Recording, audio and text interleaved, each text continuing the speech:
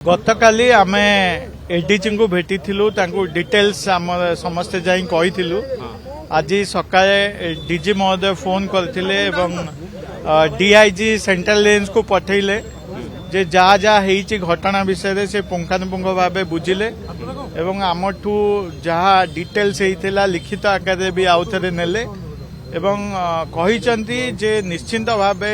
जी किए भी दोषी करिसंती निश्चिंत भाव कार्यानुष्ठान नबु आमको किसी समय दि जाऊ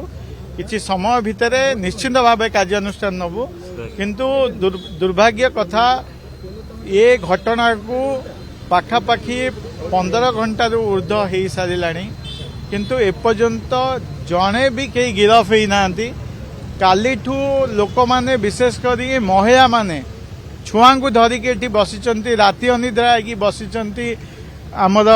विजु जनता दल युवक माने छात्र माने बसिचंती किंतु ए दुखद विषय ए पर्यंत कौनसी कार्यानुष्ठान हेनी